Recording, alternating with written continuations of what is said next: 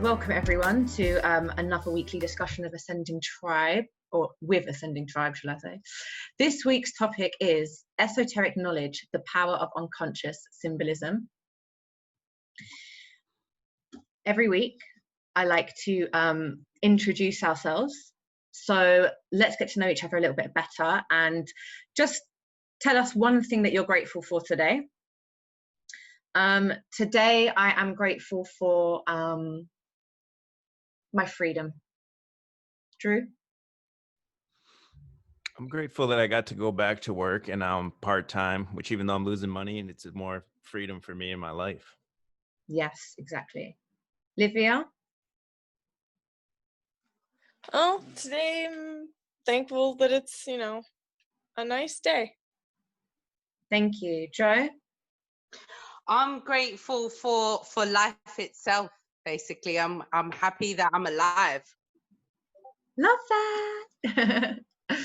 Okay, so what is esotericism? I was going to see if I was going to struggle with that word. So it is about deep secret knowledge for a small group of people. Esotericism also describes mystical, spiritual, or occult viewpoints. Esotericism studies Gnostic, yoga, alchemy, magic, spiritualism, hypnosis, astrology, meditation, mysticism, and occultism. So there is a vast amount of topics that fall under esoteric knowledge. I don't know if any of you guys study or research any specific topics under this. Drew? I don't specialize in anything. I just kind of dabble in a little bit of all of it. Yeah, I'm the same. Livia? Some of it no, some of it yes. Meditation and the magic part. Yeah, I do, but other stuff not so much. Yeah. Joe, do you have any interest in any of these subjects? I feel like I've looked into each one of the subjects, probably gone in depth into some more than others, but it's a very broad subject to speak about, definitely. I know, you could go down so many rabbit holes with this one. Yeah, definitely. So your life is shaped by symbols. Symbols are passed to you from your culture, your race, your social groups, and your family. These symbols are archetypes. These symbols are archetypes, I should say. And these archetypes shape your life. So what I mean by this is, when we think about the symbols that we come across in everyday life, whether it be good or bad, because my head automatically goes to the symbolism that we see through films and a lot of the branding from logos that come from, elite companies and stuff. But, there can also be positive symbols as well. Like spiritually, the symbol of Om is such a powerful symbol.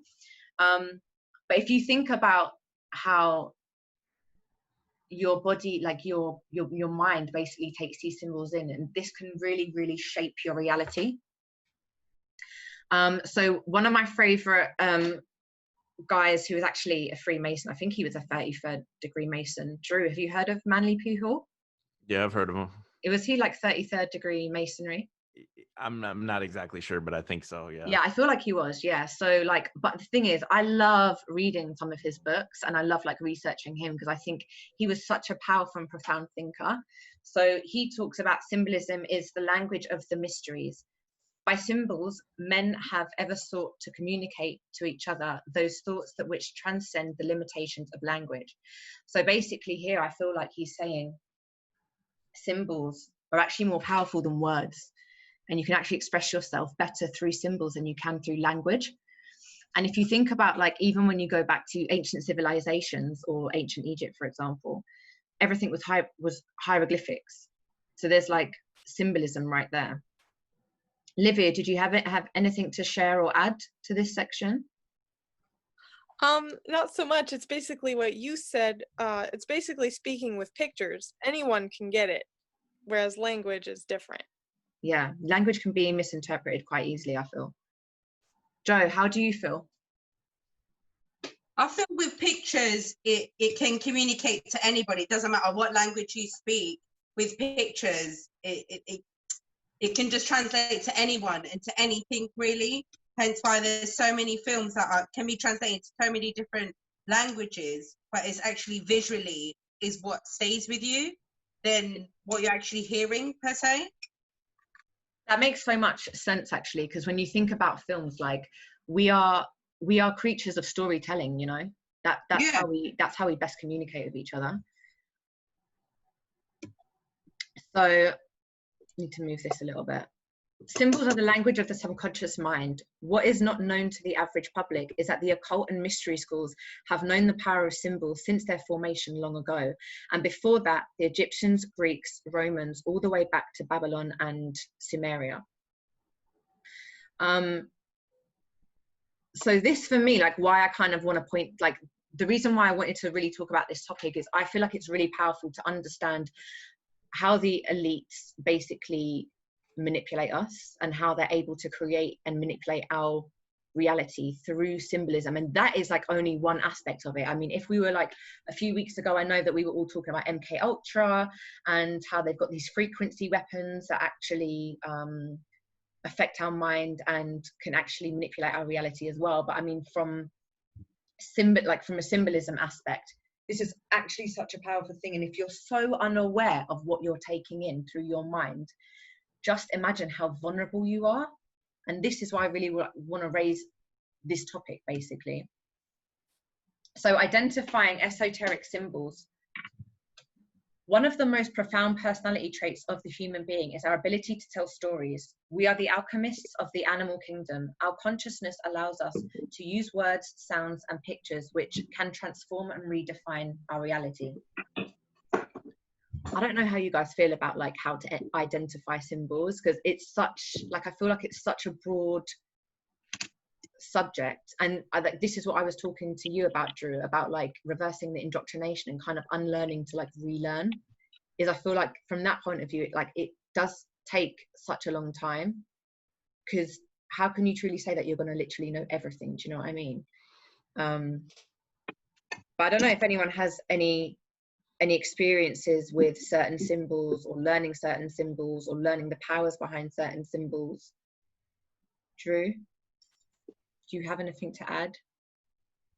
I would just say that these symbols help you dive deeper within yourself, and that's the whole game, is to learn to know thyself, and those things just make you go within more. That's how it works, I think. Love that. Joe? Well, to be honest, in regards to symbolism, I think I told you this before. My father, when he started his business, his actual logo was the Freemason logo, the G with the V, the compass kind of thing. And I asked him many years later why he chose that logo. And he said because he knew by using that logo, it would attract certain people and certain things would come to him. And it was his most successful business to date. So it's actually quite random, to be honest. Well, yeah, like it's like so powerful, the energy that is behind symbols. I don't think people realize. And this is like, and I am no expert, by the way, on this subject matter. This is just something that I just really find so intriguing, and I want to delve more into it and obviously find out other people's perspective, you know, which is what this group is for. But yeah, Livia, did you have anything to add, or any experiences that you want to share? You know, like you see like the all-seeing eye a lot in like with celebrities and stuff. Well, you know, I'll see that around just in general public, and it is eye-catching because you see that in like all the celebrity videos and everything, and people see that and they don't understand what that is. But I just notice those things. Like I'll notice symbolism, like again the Freemasonic sign, on things that aren't even Masonic. I mean, they just use that symbol because it'll catch people's eye, like others have said. Yeah, exactly. And it's like, how people look up to this like celebrity culture as well. So it's just another factor of like the brainwashing. But I really kind of don't want to like make this a negative kind of conversation about symbolism, because I know that there is like, obviously there's always a positive side. I just haven't delved deep into that section yet, because I just find it really interesting like how they use symbolism to like manipulate us basically. Symbols are geometrical and mathematical constructs, and this is like where I find it like really, really important, because if you think about the energy and the resonation and the frequency behind geometry and like sacred geometry and numbers and numerology, and if you even look at numbers, like look at how they are like symbols, they just look like symbols. So we see them, and even though in our immediate conscious mind we don't acknowledge the power of the symbol, they speak to us subconsciously, you know, like that we're already communicating on a subconscious level and energetic level through these symbols. So like here are some examples that I pulled up. I have to say that I actually put this presentation together quite last minute, so I suppose I could have actually found better examples, but for me, like these are like the obvious ones that you see like in the truth community. Obviously occult symbolism. So Baphomet, you've got Drew, what's the owl called? Moloch. Yeah. The double-headed eagle. You've got the pentagon. Is it the pentagon? Pentagram, yeah. Pentagon. That's so funny. Oh, that's hilarious. 666. I'm so bad with like retaining knowledge. It's unreal. This is why I literally have to like write everything down and make all my notes. I like just my mind is just runs away. All-seeing eye, and I know this one has something to do with Satanism. I just can't remember the name of it. That's the Sigil of Satan. Yeah, that's the one. I know you would know. And if you turn that one, if you rotate it 90 degrees counterclockwise, that's the Google Play Store. Oh yeah. I got that one. And this one's like the medical. What's this one? Caduceus or something? Caduceus. Yeah. So like technically really like this one, for example, isn't really, it's quite a neutral symbol when you think about it. I suppose it's the intentions that are put behind these symbols. Hang on, I got someone coming in. Sharon?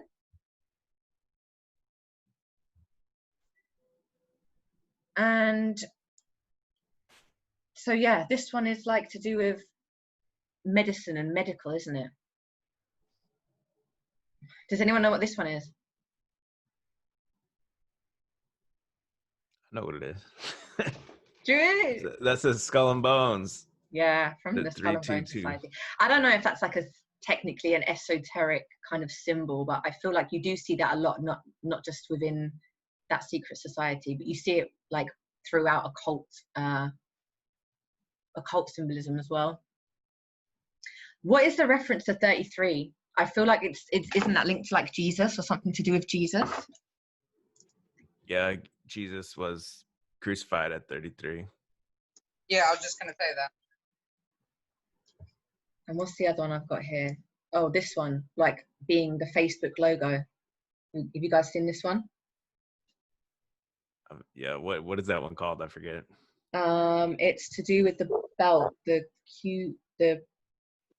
oh, I really cannot remember, and this is why I should have made notes. Really, I can't remember. Is that the 2-ball cane one or no? I don't think it Jack. is. Yo, how's it Jack's here. All right. Can you hear me? Okay. Drew. Yeah. What's up, Jack? Hey, Drew. How's it going, man? Nice to meet you. Good. Yeah, nice to talk to you. Jack, did you catch our live on Drew's channel? Yeah, I was doing it for a bit. Yeah, no, it's a bit of like family time, put the kid to bed kind of thing. So I missed the end of it, but I did catch most of it. It was cool. Oh, amazing. So you not Jack, seen me? What's going on? Hold on, I'll just share my screen so I'm not such a. Hold on. Yeah, you guys carry on. I'll just. No, I was going to say, do you know any of these symbols? Do you have anything you want to share or add on symbolism?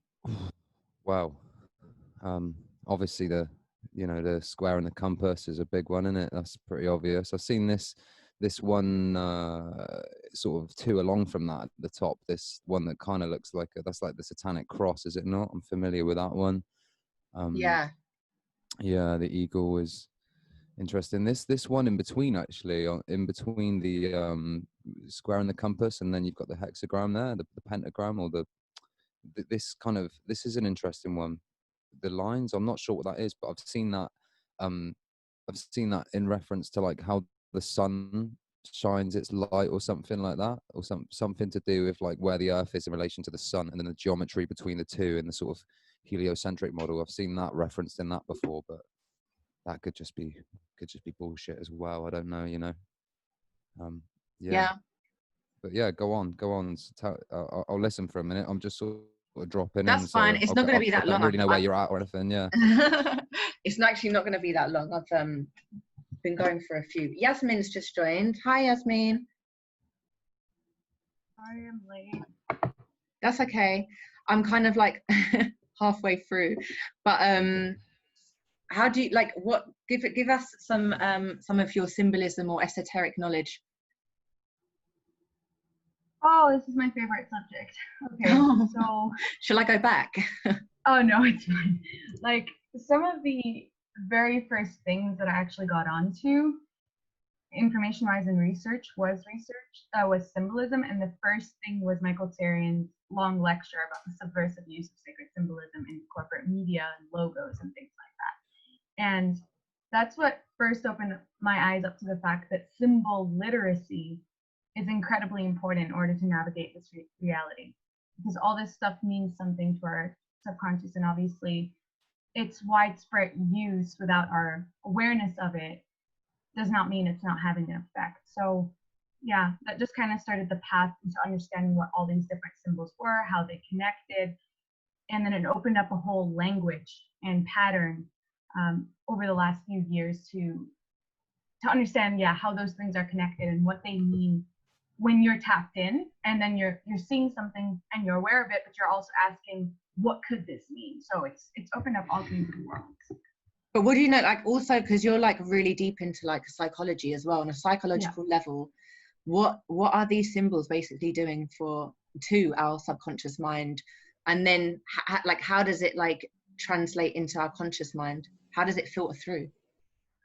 Well, basically the way the subconscious works is so interesting. Even when they do things like reverse speech transcription and they look at that, they find that the subconscious communicates in symbols and images, and things represent other things. So it's really like a shortcut, a path right into the subconscious when you show a symbol, because these are often ancient and they mean something, or there's power been added to them, or they're a blank slate that your mind loves to fill the blanks in for, because our brain loves patterns. Like when something is there, it symbolizes completion in some way or another. And all these grids, they do mean something, whether or not we understand it consciously. How that translates, I really do feel like if you've picked it up in a certain type of way, even if it's unconscious, what it instructs your cells and your physical reality is relevant. In fact, what it connects us all to based on how they're being used, I mean, it's like there are archetypes a lot of the times as well. So when I got into working with the tarot and things like that, people always ask me, is this telling me the future? Like, what is going on over here? And I say, these symbols, they're basically a representation of your energy right now and from your subconscious, and they're able to communicate with you, and we're able to also just come up with an understanding of what's going on just from the imagery. And that's so powerful. And then in the same respect, we can have like positive symbolism, right? That can affect us in positive ways.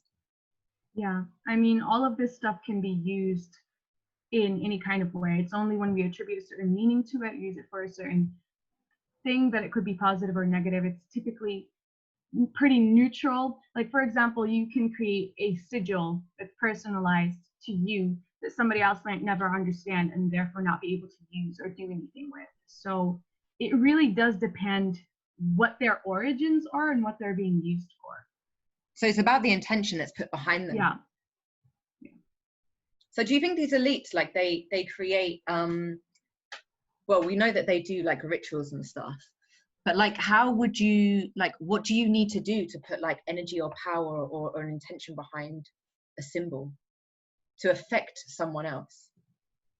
Pretty much just focused intent, really, and Yeah. setting up the ritual in a certain way to kind of capture and direct the energy. That's really all that's necessary. But some of them Do are. you mind if I interject in a second? Yeah, I've of got, course. Sorry, if you've got something like really good that you're about to say, I'll hold I off was for a just going sec. to say sacrifice, because I think like when something is added that activates it, it could be really dark. Yeah, agreed. I was going to say that was really cool. The idea that like symbols have got like, because words, right? Words are so subjective. Like we can talk to people who are not on our level and say words to them, and they'll relate to them in a totally different way to we do. So I find words to be, and like we can listen to the same song and have a totally different feeling and vibe with the song, and like it means this to me, it means this to you.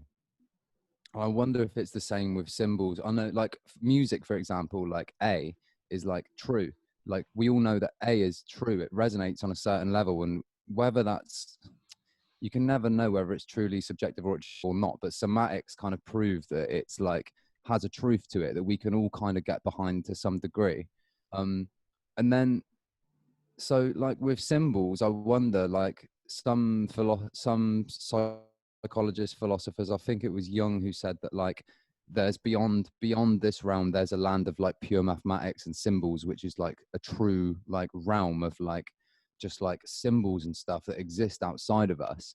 But then that's quite interesting when you say that like you create your own symbols and you put your own intention into it, because like is that intention then built with language, or is that then or is your intention also kind of like a Feeling. it's kind of an abstract thought, but like is it like a kind of like yeah, like you say exactly, it's like a feeling, like something that's true, like a vibration, like a feeling or an emotion that you put to it that then gives it its kind of resonance and its truth, rather than it being kind of this convoluted language that we use that can just create all these different, it's kind of like you're stuck, language kind of glass barrier with each other, and you're trying to communicate, but you can't really communicate with each other because we're all got different thesauruses in our head and different trees that branch off in different associations and everything. And yeah, so I find it interesting. Like I think the idea that symbols have like objective meaning is kind of powerful to consider, because it would show why they use them so much, and like if they've worked out like these specific geometries, like this triangle in particular, it's a very sort of abrasive geometry to look at, isn't it? Like it isn't like the flower of life or something that's like unity and like flowing and inter-pattern connectedness. It's like the triangle is just this like dominant kind of shape that kind of fucks with your head a little bit when you look at it, right? Because you don't find it in nature really, do you? You don't ever see that. It's purely man-made, or like of the mind, like we've come up with it. So it's this kind of like antichrist geometry or some shit. Oh no, don't say that, because that's the logo for Ascending Tribe. No, but when I say antichrist as well, here's a funny example of what I just mean, because when I say antichrist, I don't think it's a bad thing. Like I think the idea of the antichrist and the Christ is like, I like the idea that Christ is like nature, like we are both. We have like antichrist and Christ within us, maybe, and like the idea that like it, to me, it's just like the mind is just working in a different geometry. So like the human, like the antichrist mind is working in this like jagged geometry where we have these like sharp ratios and like triangles and shit. But then when you like the sort of Christ geometry is like this ratio of like curve and like splendor and stuff and all this other stuff. So it's like we kind of live in both in this human form. But I don't think antichrist is necessarily like bad. I mean, you can go down that road with it, obviously, but I think it's quite cool to take it back to a neutral point and see it as just like sort of competing geometries and sort of your relationship to them. And like, I think it could go either way, isn't it? It rubs a lot with the language, because as soon as you say antichrist, that's it, innit? You're fucked. Like everyone's like, fuck, this guy's like, oh, he's raping kids or whatever, like, so it's hard to do it. But that's where I kind of think it comes down to with certain I don't know, maybe I haven't explained myself too well, but yeah, Yo, No, I do. Jack, I understand. your thing's breaking up really bad, Jack, or is it just for me? It's like when you're talking, it's breaking up really bad. Oh, maybe like talk away from the mic a little bit. Okay, I'm peeking out. Let me just turn down my gain a It's little going bit like. here. Is that better? Say For you something again. guys now? Yeah, sorry. I'm speaking through 4G from India, so I'm not surprised it's a little bit laggy. Is It's that just better like now? a little bit like I don't know, Drew. What do you call it? Like I don't know. It's like stuttering or something when you're Yeah, talking. static, it's like feedback. I'll try. I'm hearing it now. I'll try and sort it out, and I'll be back. Sounds like static. Static.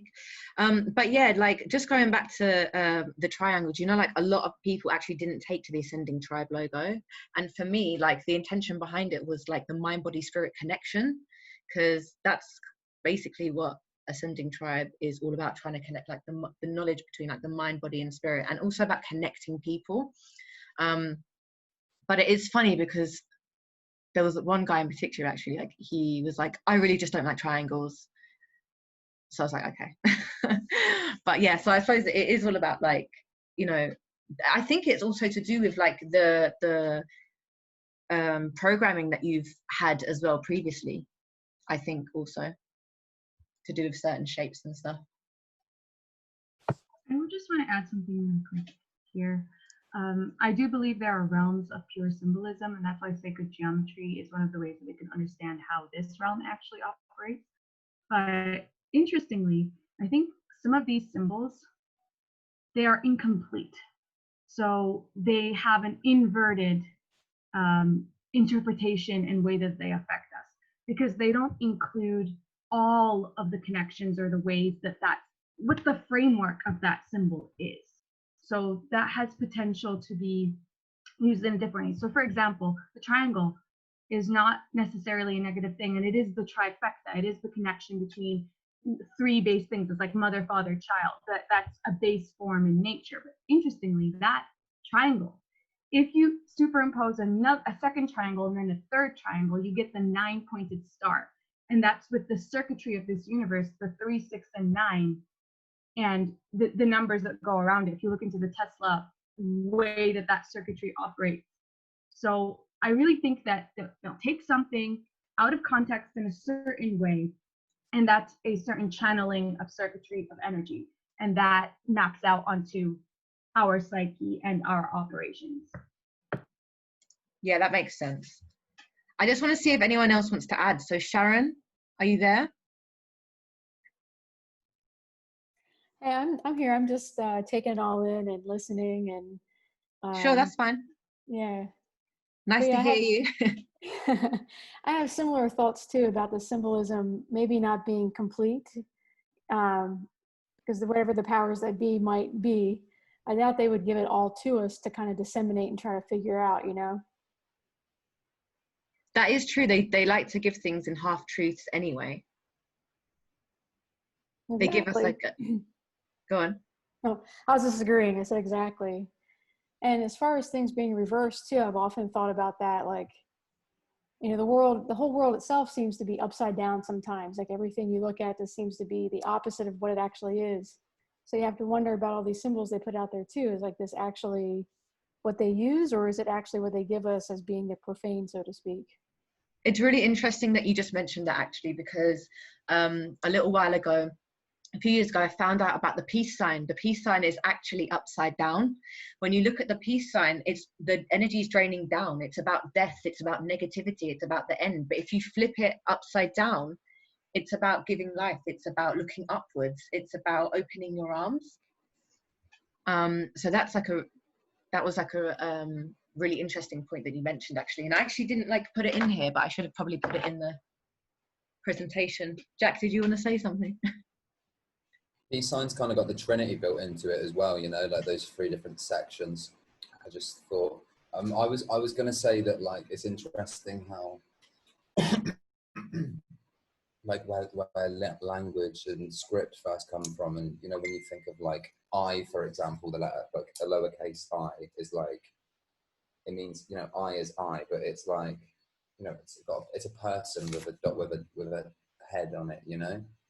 and that's like I. And then Chinese language is like, it's like Chinese script, Mandarin is like all based on like objects and how they sort of appear through geometry. So it's like a really like rudimental form, almost like back along. And I wonder if like English is like, it almost seems like it was built upon, I don't know, like it's designed to just create so much dissonance within us in so many ways because of the way that words share sounds as well. And there's like, because really like the vibration of the word is like the for me is the primary thing, like the you know, the way in which it inflects and stuff. I think that is the real meaning carrier on some level, or it carries this kind of under meaning that we're not always aware of.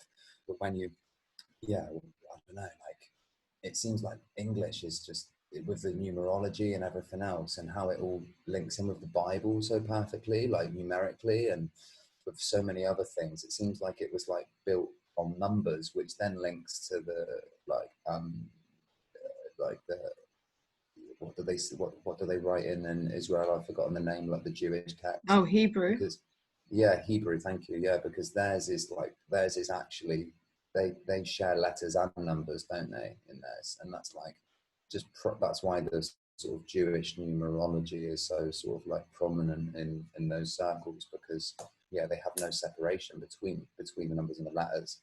So I think it's like all built in, but the numbers seem to just be like reflective of the kind of geometry of it. So it's like super complex. It's almost like we're fucking with like I heard a really interesting thing yesterday that like reality isn't how we perceive it to be, and we kind of know that now, that nature's kind of given us an interface to relate to reality, like how like right now we're on a computer talking to each other, but actually what's happening here is this really complex differential voltages and stuff. Or if you get an email, it's nothing to do with like the email, it's just, but that's what life is. It's really abstract from that. So when we're going into all these things, we're like going into this really complex, it's like going into a computer and checking all the like the voltage differentials and the you know the IO and all the coding and everything, and it seems like they've done that somehow with language, like they've been able to access what we can't see and feel. Are you leading on to simulation theory? It kind of all, like you say, it all connects together, doesn't it? You know, you have to consider how it's all like, we have all this fragmented knowledge, but they seem to work in this holistic way somehow on this other level that's kind of, they're able to kind of like manipulate and control us on a just like on a plane that we don't see with our senses and don't perceive, but they're aware of it through like mathematics, and the symbols seem to sort of be a big key to that, I think. It's like coding. Symbols are like coding. There's something going on there. It's like I mean the individual ones, you can read so much into them, can't you? Like the square and the circle, the square and the circle is interesting, like the Masonic one and everything. And when I look at this eagle next to the owl here, I see like, this is just like a political system I see, like when I look at that completely. And what's this one that everyone says is related to Facebook in the bottom right corner there? What's that one? There is a name to it. I think it's two-ball cane. It's called two-ball cane.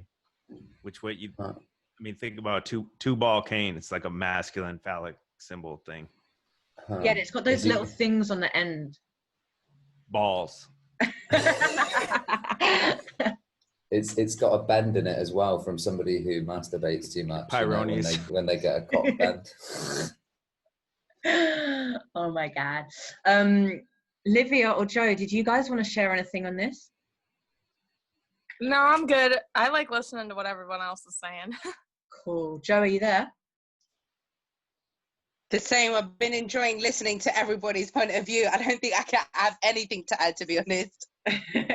Maybe on the next slide. Sharon, did you want to add anything? Actually, I did want to say something about kind of couple into what Jack was talking about with the English language. And I've often suspected English has been manipulated to kind of limit to how much we can think in some ways. I read a book about the Mi'kmaq Indians in Canada, and their language, like they could have one word And that word, like for a certain tree or a bush or something, contains the meaning of how you would use that specific plant. So it's only one word, but it has layers within the word itself. Whereas English is very flat. You know, it's like we have sort of a one-to-one correlation a lot of times with words and meanings. Not often, I mean, not always, but sometimes. But our language lacks that depth that Micmac language has within itself. So, you know, I wonder how much language has been manipulated over the years to kind of limit the way we can think deeply or just have larger concepts than what we're limited to now. Yeah, that makes complete sense. Like, I've done a bit of research into like the beginning of language, and they say that Hebrew was the very first language, didn't they? And it's something to do with the vibration of English as well, that they're trying to exactly like you're saying, Sharon, like limit the communication that we have, like and this is, you know, this is why we have like a lot of misinterpretation. It's like my partner is Slovakian, and it's like sometimes when I try and talk some of his words, my tongue can't even pronounce it. Like I can't even, like he'll try and like say, no, put your tongue like this at the top of your mouth and make this sound, and I can't even do it. And it's like you're saying, it's because like English has been dumbed down. Mm-hmm. And it is funny how they've made that the global language as well. Like, don't you think, like how English is like Definitely worldwide? But yeah, so I'm sorry. So, go on. It's interesting too, your partner speaks another language. My wife is deaf, so at home I speak in sign language for the most part.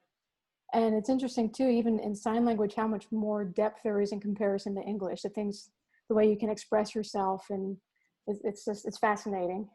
That is so interesting. Yeah, because like even in like one of the slides I'm gonna show, I talk about hand gestures as well as symbolism.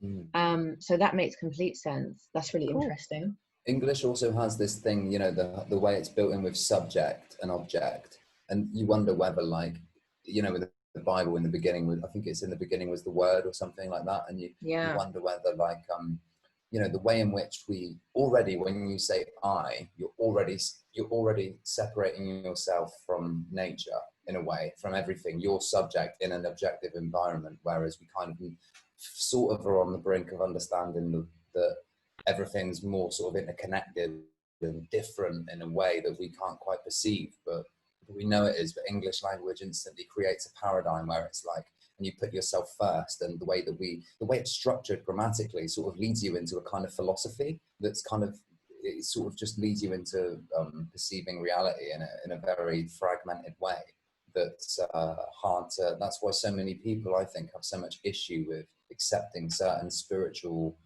ideas or certain you know, like metaphysical truths, because they're so just identified with their mind. They're like, what? It's just me? How? What do you mean you're me and we're all one? What are you talking about? You know, it's just, they can't even think it, because their thought, like, they're literally, their brain's been developed in a way that it's impossible to make those like neural connections. They just don't exist. You know, it's almost like the language has programmed us, which kind of relates a little bit to the whole simulation idea. I don't like the word simulation, but the idea that we've been somewhat like programmed by it. And you wonder how deep that goes, you know.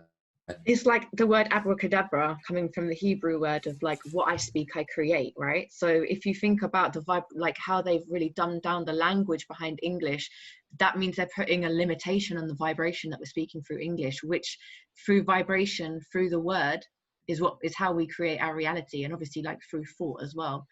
But that whole concept is really interesting as well.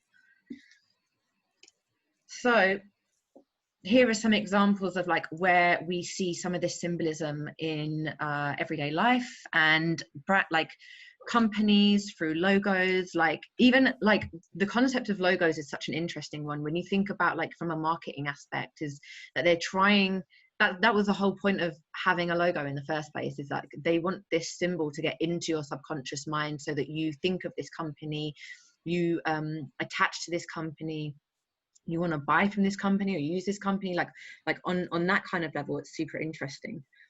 So obviously like we have CBS using the eye,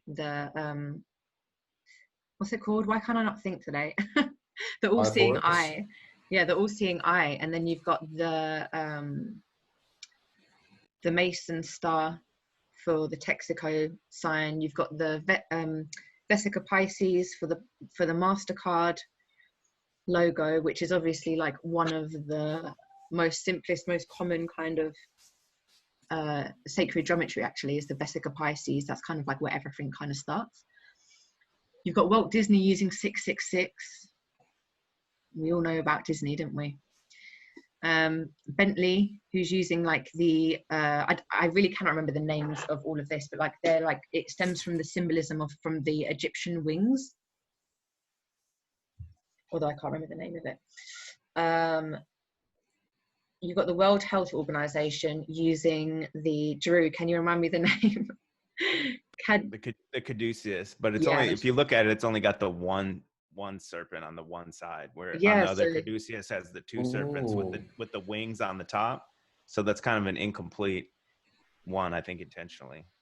Yeah, it's about keeping people sick, that, isn't it? Yeah, absolutely. Incomplete. Wow. It looks like the serpent, like when you see paintings or sculptures of Moses with the staff and the snake around it, it kind of reminds me of that. Yeah, that's true. What does the Caduceus actually stand for again? If you go back to the other one and you see the full one, it's the Kundalini energy rising up. There's the duality there, the masculine and feminine energies rising up the spine, and then you have the two wings on the top. On the top of the staff, that circle or the ball, that would represent your third eye, and then the wings being the left and right hemispheres, the brain. So that would be like you're raising your Kundalini energy, Christos oil, whatever you want to call it, up the spine to touch and kiss, light up your equilibrium of your brain. Yeah. Yeah. Jack, did you want to say something? No, that was great. You just nailed it, man. I was gonna all that is that's over that azimuthal equidistant map in it, which the flat Earth people like to really get behind. But yeah, when I see that as well, like is exactly what you're just saying, the fragmentation, you know, of like, you know, the leaving only one kind of energy, not like balancing yourself. And what about the outskirts here with these leaves? What does anyone understand what the leaves? Yasmin, would you know what any of these mean? Some of them? Reminds me of like some symbols related to royalty, or I think like the Roman or Greek times. I know maybe they had a crown on their head. But what I'm thinking about right now is how it is really heavy more to one side than the other, especially where the head of the snake is, and wondering what these continents are meant to represent, because we don't normally see it looking this way. So yeah, like the flat earth representation, but it's just so strange. Like why? Yeah. And does anyone know, like, I think this is, I mean, you see this all around Europe, this two-headed eagle, but it's really linked to royalty and the empire as well, isn't it, Yasmin? I think you know like more about this. And then obviously on the Dala Bilyao here, all-seeing eye, pyramid.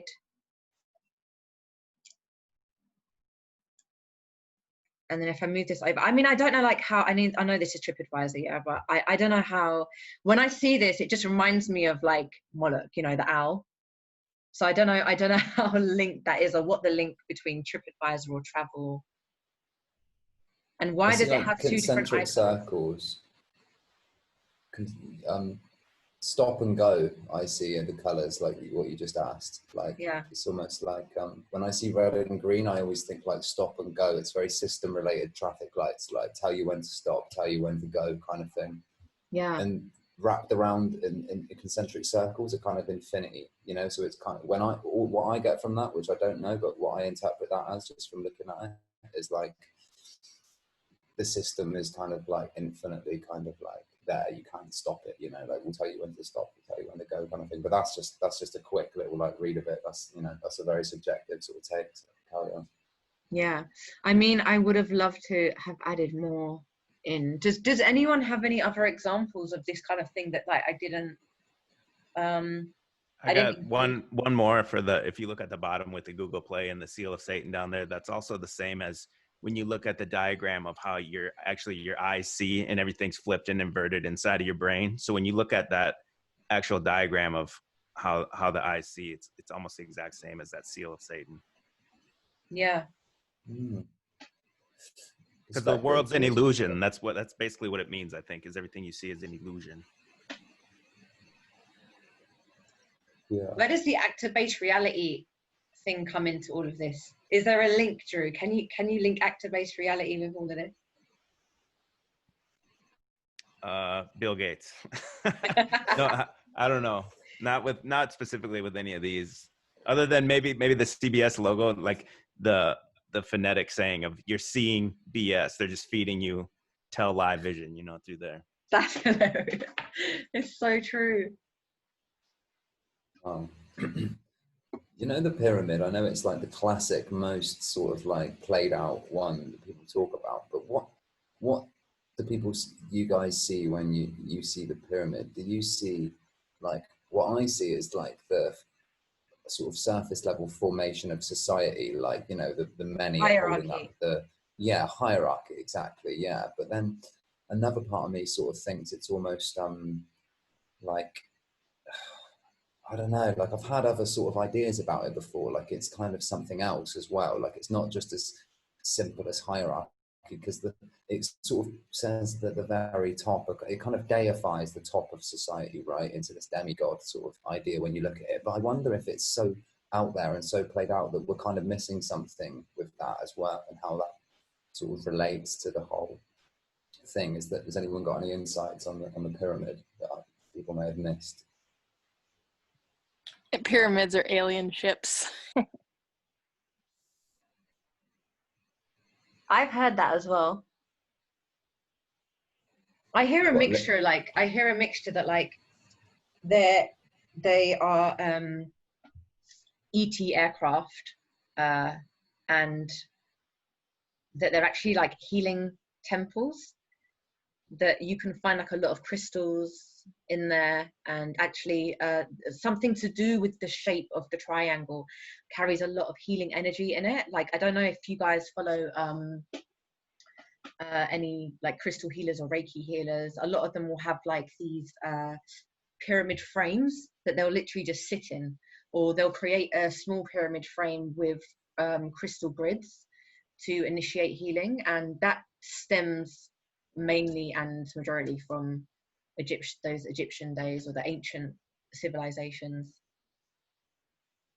It kind of says order as well, like even in its construction, like the way how it's so perfectly constructed, it's like a kind of ode to like the order, like and perfection in a way. Like, I know it's kind of, it looks kind of crazy, but, and I just had this idea that yesterday I was on the beach with my son, and he was off just playing around, and I was like, screw it, I'm gonna like build a pyramid, and I'm gonna see how perfect I can make it. And I was like, I was getting it there, and I was really like refining the edges, and I had this idea that like kids are so chaotic, right? And as you get older, you sort of grow into this more orderly form. And I was really trying to make it, and then all these kids came along and just fucking knocked it down. And I was like, oh, for fuck's sake, you killed my pyramid. And I had to kind of digest that and be like, you're an adult, you have to just let kids like kill sandcastles, that's fine.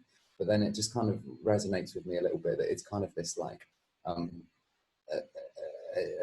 know, it's like just a symbol of like order, like the word order really comes to mind with that, like not necessarily in a good or a bad way, just that it's this kind of like, it's like, look at it, you won't find that in nature, will you? Or like outside of man, you could argue we are nature, but it just sort of reeks of sort of like order to me. I'm literally like grasping with my mind to try and think of triangles within nature. Yasmin, what were you going to say about the pyramid? Well, I mean, we also have mountains, so there's definitely like a elevation in the pinnacle. But with the pyramid shape itself, I suppose the healing aspect is the fact that it focuses the energy point to the center, and a lot of ancient teachings, like speaking about the pyramids in general, is that there were chambers and initiatory rites the initiates have to pass through in order to be purified and go through different things. And there's definitely like frequency chambers within it. But one of the things I want to say about the pyramid in general is that most people don't know that the site of the pyramids is just one of like 13. There are other pyramids in Egypt, all these different sites all over, and they're never spoken about. A lot of them have been marked off so people can't go to them, or they're a little bit, off the beaten track. And it just throws everything out of the water in terms of the official history of what we've been taught about what the pyramids are and what they do and why. Because obviously we have this story that doesn't add up and doesn't make any sense, that a bunch of human beings just carried rocks and made them look like that, which is, we know is not the case. So I think, and back to the concept of language, and back to the concept of logos, something specific in our reality prevents us from accessing truth because it channels our energy in a certain way. Like language basically determines the types of thoughts that you can have. So does the false history and the stories that we're told. So we can speculate all day long, but if the things that the timelines that we're working with and the symbols that we're working with are false interpretations or within false timelines, I think the goal of that is that we never touch truth. But many of us have broken out of those grids, and many of us have actually had transcendental experiences on our own, whether or not we can use this language to describe it. So I think that's the glitch. That's a glitch in the matrix. Yeah, it makes sense, and I'm glad that you spoke about the mountains, because now I don't feel like as bad for triangles. I don't know, like I was just trying to think, like I said, like triangle is a geometric shape that you would see throughout the universe as well. And also they say that like numbers are the language of the universe. I see that someone else came in. Hick, did you want to add? Yep. No, I'm just looking. You're here to listen right now. Okay, Yeah, good. I won't pick on you next time. That's actually PewDiePie in disguise, believe it or not. Who's that? A Freemason. Oh. Yeah. Okay, cool. Yeah. So here we can see like the hand gestures and other symbols that affect our subconscious as well.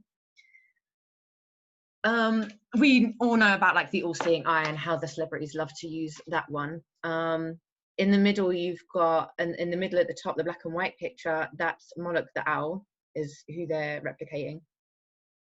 You've got the pyramid, the triangle that Beyonce is doing. And then that devil symbol that girl is doing. I think that is that's from Cinderella or something. I mean, there were so many examples, so many examples. I just didn't want to like kind of long this out. But then like even you've got from that, what is that, Donald Duck? Ask about Illuminati. He's going for an eye test, and the eye test says ask about Illuminati. Then this is like, again, Jim Carrey, hello, like you're standing with an all-seeing eye. Of course he knows about what he knows about. And then yeah, like I mean, I didn't even touch on the sexual kind of symbolism that is pushed upon our younger generation quite heavily, and like even like through our thing, like I don't know, I was talking to Joe about it. Joe, are you there? I'm here. How devastating, Disney. I'm dying because it was, yeah. But that's what I'm saying. It's like what we were saying earlier today, that we were looking at all these things and we grew up with Disney, and then you then realize why people are so sexual, because there's so many sexual references within Disney, even though it's painted to be like a pantomime, like a fairy tale, and in actual reality it's nothing like that, because I loved Disney growing up. But that Mickey Mouse image, oh my god, that's so obvious though. Like surely that one has been like recreated. But that's the thing, that's what I think that's what they do. They make it so obvious that you won't believe that it's actually that. It can't be that. It has to be doctored or something, but it literally is that. It's so crazy. And like the Little Mermaid. Yeah, I don't know. Do you guys have like any films that like come to your mind that you've watched or you now watch and you're like, oh my god, you pick out symbols? Like for me, like when I'm watching, like, and I don't watch films that often, but if I like watch some films, I don't know, I can't watch films in the same way anymore. It's kind of ruined it for me, which is kind of why I don't watch them anymore. Like tarnished it for me, really. I have something to add regarding that. Yes, go. Actually. And if any of you know about the whole like furry community where it's like they fetishize dressing up as animals and all that, I think a large portion of that comes from like the whole Disney thingy. It wouldn't surprise me because they're really like, they are hypersexualized. I think that's just like taking it to the utmost extreme. I think it's just a reflection of that whole thing. I don't think it's a coincidence that people are, it's more and more people being a part of it nowadays. So that makes so much sense. And when you look at other like Disney films as well, like, or any like Pixar film, that it's always to do with like animals impersonating humans. So it makes that makes so much sense. I know I see that a lot, like you'll see like some crazy things in the papers or like on an article about some guy that loves acting like a puppy more than he loves acting like a human, and like in bed and stuff. Yeah, it's just really some freaky pet stuff. play and stuff like that, it's called, I think. It wouldn't surprise me that it kind of fucks with people's subconscious and unconscious mind. Yeah. I'm speaking just personally, I always got a weird feeling from Disney as a kid. I didn't like, I always felt there was something weird to it. Like there was something going on that maybe we weren't being taught, I don't know how many people here felt that, but I'm just speaking for myself here. But yeah. I actually have to say I fell for it. I was really into Disney when I was little. Poor you. but I kind of feel like, I know this isn't like maybe getting a bit personal, but maybe I feel like, because obviously what I know now, like it's had some sort of effect on like I don't want to like Joe, how do I say it? Like not my sexual behavior, but like maybe I, like if I hadn't have been exposed to a lot of that, like maybe I would have been acting differently in a like sexually. Yeah. Like it's so crazy to think the kind of effects that it could have actually had on you. You'll never know, right? Because you don't know if it's actually a part of your, or if it's programming. Yeah. And again, like speaking for myself, maybe it's because like I'm asexual that I have no desire for that, and maybe that's why I found Disney to be so off-putting all the time. So there may be something to that. I don't know. Wow, that is really interesting, actually. Yeah. I don't know if other people feel the same way. I gotta look deeper into this. Gotta ask people that I know of. But this is why I get so like intrigued by the psychology behind it. I mean, Yasmin, did you have anything to add on this? Like, did you notice anything personally in yourself, or do you like notice anything in a societal, like how much it has an effect on us? Well, okay, let's just say that since we're aware of this right now, we can safely say we don't need to speculate or not speculate what its effect on us is, because we're already kind of aware of these things and questioning them. But we can see the unconscious effect very easily in how it's affecting anybody that's unconscious.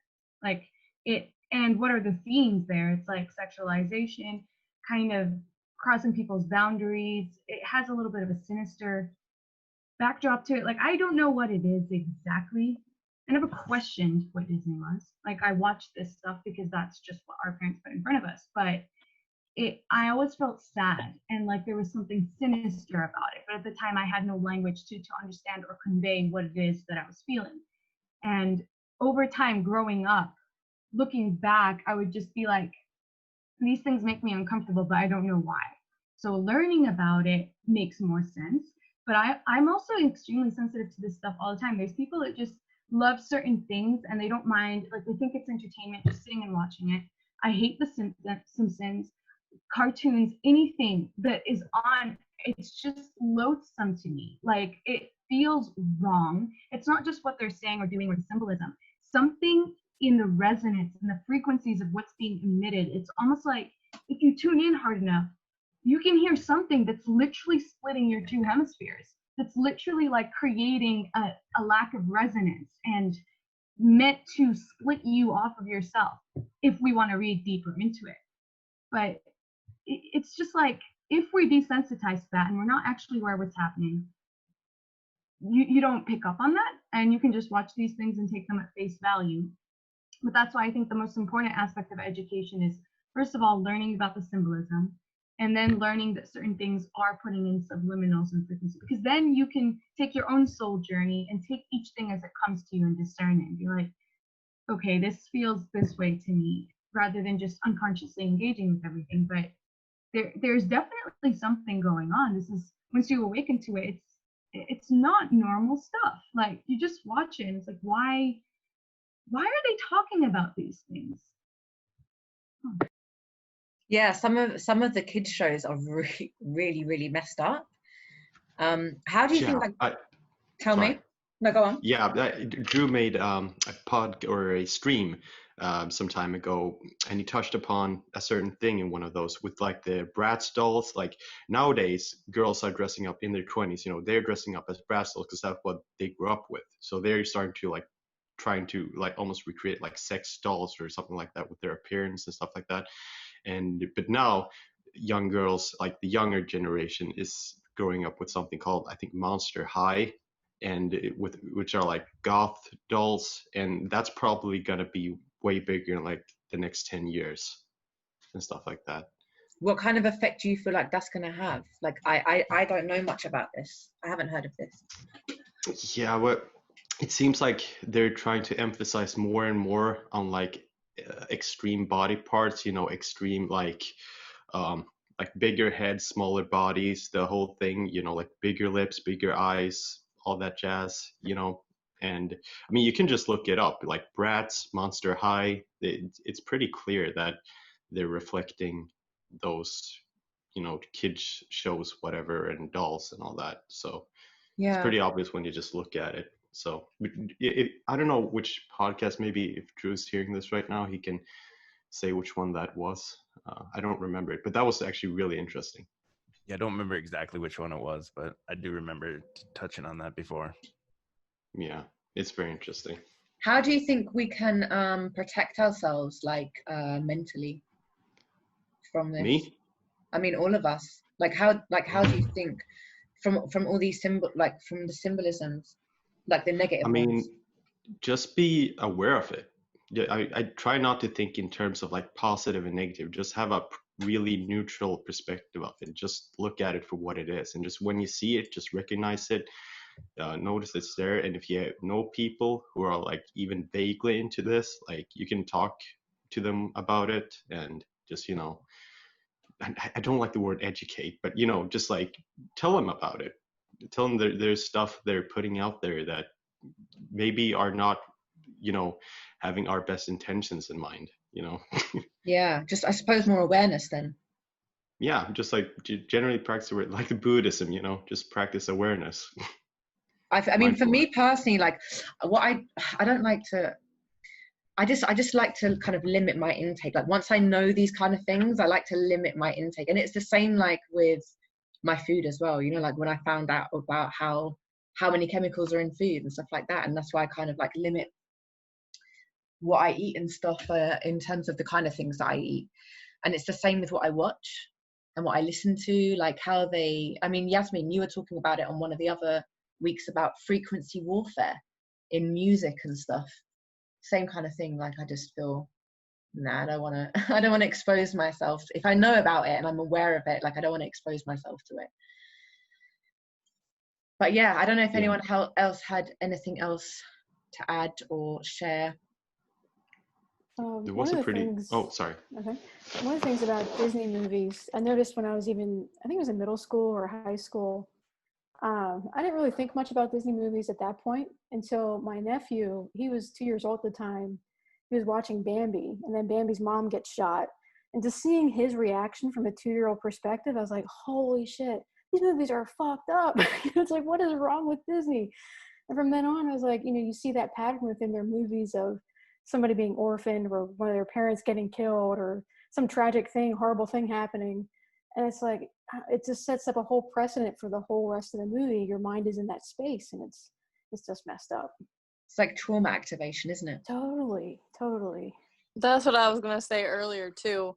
It's like a traumatic event happens, and then they are forced into stuff they don't want to do, but then a good outcome comes from it. That's basically programming these children for life. Expect bad, and then you'll get a good outcome eventually. And it's like, no, expect good, and then you'll be good. So do you think we can exactly with that? Sorry, so, yeah, this is with the trauma-based mind control right at the beginning. They kill the parent and everything, and I want to know what was up with Pinocchio, man. The dude's name was Joe Pito, and he's trying to collect these little boys and everything. Like, man, that is like how messed up is that? And he wanted to become a real boy and all that. When you look back at it now as an adult, like, holy shit. And what about that island that he went to? Yeah, exactly, right? I mean, it's so fucked up when you realize the subliminals behind it all. It's crazy. Yeah, that movie was really fucked up. Yeah, like I can't even watch Pinocchio anymore. Yeah. Why does his nose grow? Why does his nose grow? Oh shit! Yeah, when he lies. Like what the fuck? His nose grows. But yeah, there was another point someone made about like musical frequencies and stuff like that, how it can affect you. There was this like big rapper that quote unquote was shot and died and was pretty young, and he made like really decadent music for a while, and he was trying to take his music in a more positive direction, and just pretty much as fast as he did that, shot and killed in his car, basically. Like 20 years old. He's probably still alive, with the elite and actors and all that, but still, just the whole narrative, it's creepy when you think about it, Yeah, I mean, yeah, this is what we were talking about earlier, wasn't it, Drew? About them being alive still. Yeah, in North Korea. The same with Michael Jackson. If you look at his message of his songs and what Michael Jackson was saying, they didn't want that out there, and then all of a sudden he's a pedophile and all this stuff. You know what I'm saying? But if you look at the actual lyrics of the words of the song, he's saying, I'm looking at the man in the mirror, I'm asking him to change his ways, or all kinds of positive messages. And then that's when they were trying to bring about all this degeneracy in the music and everything at the same time. So they kind of buried him, and then buried him with the story that he was a pedophile and everything. Like, whether he was or not, I don't know, but it seemed to coincide with he didn't want to go in the same direction as they were pushing the music industry. Who's also he's what was it, Drew? About Michael Jackson? Who's his other character? Oh, Dave. Yeah. He was Dave also. Who is that guy? Well, Dave is actually a real person. Like, he was burnt as a kid, and Michael Jackson befriended him, and he was burnt. But then when Michael Jackson died, then if you look up Larry King, Michael Jackson or whatever, you'll see Michael Jackson in a disguise as burnt up Dave talking about Michael Jackson's death and everything. It's clearly Michael Jackson with the voice and the cadence and inflection of the voice and everything. That's crazy. Yeah. Thing. It was the same thing that what's his name, David Bowie did, and he came out on the TV and his name was Jack Stevens or something like that. How do they have the balls to do this? How do they actually, like, because they just truly believe that people won't see it, innit? I think it's just like the picture on the bottom left here with the Minnie and Mickey Mouse. It's so in your face that people just can't see the forest for the trees. And the bigger the lie, I think the more people wouldn't even look for it. You know what I mean? Yeah. Did anyone else have anything to add on this before we move on? I'll just add one thing real quick, is that Yes. If you look at the Ask About Illuminati Scrooge McDuck, right above his head, it looks like what you would call a traditional UFO. I don't know if that ties into it or whatever. But then also on the top right, where you have the collection of the all-seeing eyes, the left and right eye, I remember going down that rabbit hole before, and like specifically when you look at Lady Gaga, she's showing the right eye. And whenever they show the right eye, it has the lightning bolt on it. So the lightning bolt and the right eye represent Jupiter. And that's why when you see on the NASA pictures and everything, it'll always show lightning storms on Jupiter. And that also represents Thor, or the heart chakra. So I think that's something they're trying to communicate with when they show the right eye. And when they show the left eye, it always represented to me Sirius, Sirius, the dog star Sirius. And when you see the Sirius XM logo, it's a dog showing his left eye and everything. And for some reason, I don't know the reason, but when you look into it, it's when the black people do the eye, they only show the left eye. Like you could see it in this example. The black people, for some reason, show the left eye only, which is Sirius. So I don't know what the connection is there. They only show their left eye. Yeah. Can I also make? Yeah. Sorry. No, Can I make a recommendation? Go ahead. Yeah, I recommended him to you, Drew, before, and I never recommend like channels and anything like that. So I'm serious about this. Check out Mind and Magic, one word, with CK. He makes videos about magic and symbolism, not like bad magic, just like in a general sense. And he goes really deep into it. He has a playlist called Magic Mystery School, and he makes very educational videos about magic and symbolism, and it's super insightful. So if anyone is interested in that, yeah, he goes super deep into it. It's very like enlightening to watch. Where do I find that? Where do I find that? YouTube, Mind and Magic, one word with CK at the end. Mind and Magic. Yeah, one word. And he has a playlist called Magic Mystery School, again with CK in magic. Yeah. Strong recommendation. No, I really appreciate that. Thank you. I kind of just want to, before we kind of finish, talk about from a actor-based reality point of view. I know this is about symbolism, but when celebrities are talking about positive things, or leaders are talking about positive things, do we feel like that is just a ploy to kind of buy you in? Like that's kind of like just to make you feel like, yeah, they're on the good side? Or are they actually trying to implement this new age, new world religion? Drew? Or is it both? Like maybe it's both. I would say they see themselves as the good guys. So they probably have to sprinkle in some kind of good message they know they're doing something subversive, but to balance it out, they probably have to counter it with a good message or whatever. But do you feel like there's a plan behind it? Like in terms of like, you know, like what we were talking about earlier, like how they're planning a new world religion and they're calling it new age and stuff. Yeah, I think that's one of the end game things for sure. And to me, I think a lot of people might think this is too optimistic, but I don't think they want the useless eater NPC type person anymore. I think they want a new enlightened society. Why? I don't. Why would they want us enlightened? For whatever reason, because they can't exist without us, because we're the creators, I think. So I think that they think if they are able to purge the NPC, whatever you want to call them, they think they can still remain on top of the pyramid, but they're going to be on top of a higher consciousness state of people. So maybe they think they can access even higher realms of consciousness, if that makes any sense. If all of humanity's consciousness raises in general, because the lower level NPC is gone, they think they're going to still remain on the top. And as humanity's consciousness rises, they're still going to be on the top and ride that wave to even higher levels of consciousness. Yeah, so that actually makes sense why they're still holding on. Yeah. That makes sense. But yeah, so I say it every week. Take to the floor. If you have any suggestions on topics, or you yourself would like to hold space, get in touch. The email is actually meant to say connect@ascendingtribe.com, but yes, you can also use that email. And yeah, thanks guys for joining. Thank you. Thanks, it's been awesome. I'll see you guys on the next one. Yeah, see you. Thanks, guys. It's been insightful. Bye. Great stream. Yeah.